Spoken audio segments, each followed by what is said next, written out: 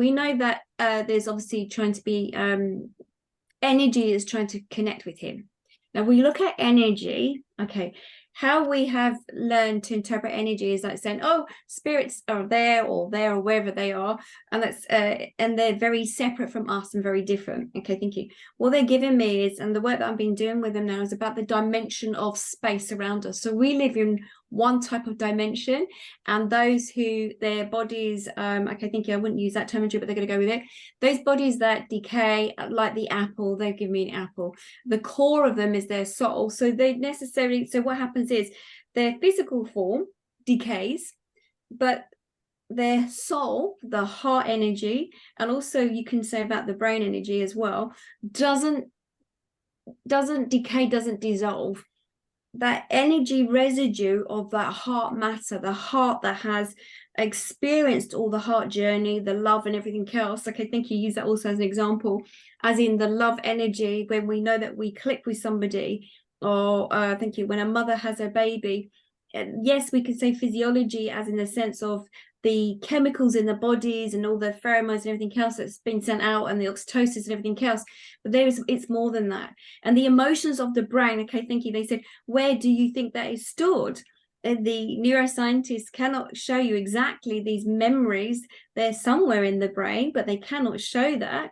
But we accept that we dream, and we accept that we have memories. We accept that we hold those memories. The cells in your bodies hold memories. Sometimes this cannot be proven to some degree, but there is science to say that there is, even through the ailments and the sicknesses in the bodies, that through how the mind has interpreted information, how the heart has received information, it is there. This is this dimension, but there is another dimension of where the energy of the decayed body is no longer there, the vessel. The part of that soul moves on. It's a bit like the incense stick when you light the stick, or the match, that the incense stick is finished and it's completed. You can see it burning, but then the essence of the smell is still in the environment, and it lingers and it stays there for some time. Now, we are talking about dimensions also. There are many, but this is the dimension of the soul, in the sense that there is someone reaching out and trying to contact him. There is this soul energy by moving things around. It is the attention that it draws upon the individual, that we are here, we're trying to make contact with you. Now, it's interesting because has somebody, maybe a relative, I'm not sure, but somebody who's interested in how his mind thinks. It feels that with his energy, that they wish to work with him. It feels that they want to channel information. So him moving forward in his world, whatever work that he goes on to do, that they will also him. So this feels like a guide or something, somebody, some individual that enjoys his mindset, enjoys how he is as a person, and wants to also give him information. It feels that the channeled information that he will receive will also be those aha moments. It's new information that he's going to be part of bringing to the planet. So they're going very gentle with him. His mindset of how he works is very different from someone his age. He also feels like there's a very old soul in him, and it feels like it needs to be awoken. So it would make sense that they have brought him to you as a parent, that you will help him as he moves through this. So it feels there will be moments of where he'll find it hard to understand, but it feels that for another dimension, a bit like, say, for instance, this curtain here, this veil, behind it, I know that there's my photocopier machine. I know it's there, it exists. And that's the same as our souls. They're literally behind the veil, and they're there, that we've just been told that is there, that there is a gap, there is a boundary between us, there's a blockage. So the dimension of time and space, they're saying that he's going to be inquisitive and he will learn about this. So there is this awareness that we'll have. But okay, thank you. They have brought me Einstein and some others forward.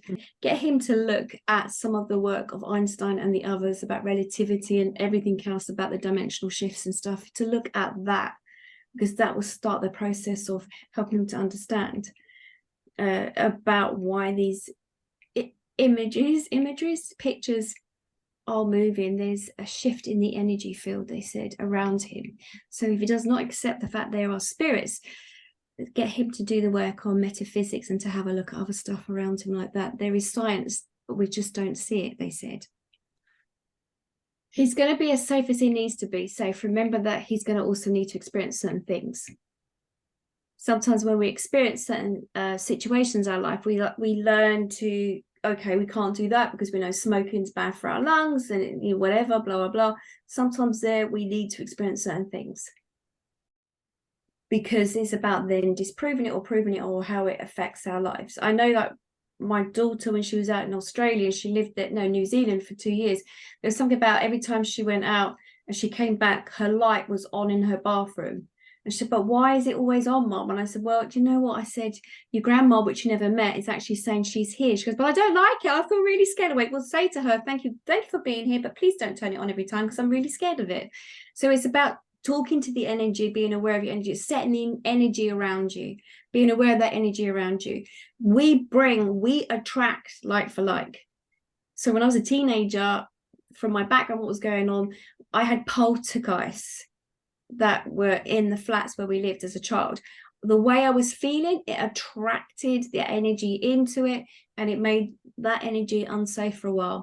So I had to go through, literally, paintings were flying off the wall, chains you could hear, the cats were like making all sorts of sounds because they were picking up on the energy. So he has to learn to, how can he make himself feel safe and grounded in that space. So we can't do that so much from a distance because it has to be his energy and where he is in his self, in his space, they said.